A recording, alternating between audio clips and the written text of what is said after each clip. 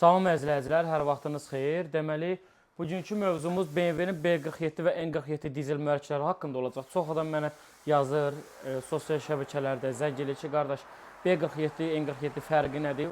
Qısa olaraq ətraflı məlumat vermək istəyirəm bu mühərriklər haqqında.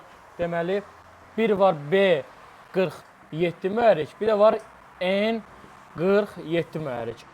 Bu N47 mühərrik ən çox Y-Kuza modellərində gəlir. Deməli, Y60-larda gəlir, Y90-larda gəlir.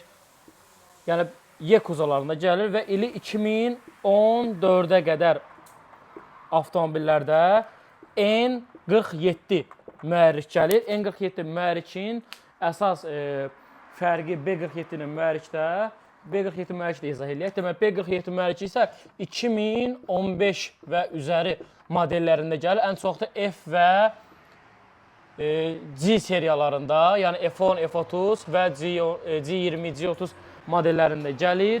Deməli, hər ikisi 4 silindrli və turbo mühərrikdir. 2 dizel turbo mühərrikə sahibdir. N47 mühərriklərdə, yəni 2014-ə qədər olan N47 mühərriklərdə at gücü 184 at gücü olur bunlarda. Və N47 mühərriklərin zənciri, paylama zənciri, yəni mühərrikin daxili zənciri, belə deyək, mühərrikin arxasında yerləşir və dəyişilməsi çətindir. Niyə? Çünki mühərrik çıxmalıdır. B47 mühərriklərdə isə, bu B47 mühərriklərdə, bu yeni nəsil mühərriklərdə, yəni 2015 və üzəri gələn modellərdə isə B47 mühərriklər daha səssiz işləyir, paylanma zənciri isə öndə yerləşir. Yəni mühərriki çıxartmağa ehtiyac olmur. İş cəhətdən daha səmərəlidir ki, həm usta cəhətdən ki, daha az vaxt gedir və B47 mühərriklər, bu gördüyünüz yeni nəsil mühərriklər, deməli, Euro 6 dəstəkləyir, Euro 6 tələblərinə uyğundur. N47 mühərriklər isə Euro 5 dəstəkləyir, Euro 5-ə təchiz olunub.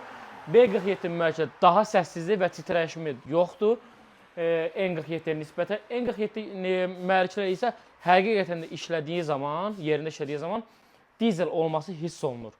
Əziz izləyicilər, B47 və N47 mühərriklər haqqında qısa olaraq bacardığım qədər məlumat verməyə çalışdım. Əgər belə videoların davamlı olaraq gəlməyini istəyirsinizsə, bizimlə bu videonun altında zəhmət olmasa komment yazın, bizə bildirin ki, hansı mühərrikdə olan hansı detallar haqqında məlumat almaq istəyirsinizsə, bizimlə paylaşmaq daha xoş olar, daha doğrusu. Kim istəsə əlaqə də qura bilər bizimlə və bu videonun altından öz fikirlərini yaza bilərlər. Təşəkkürlər, izləmədə qalın.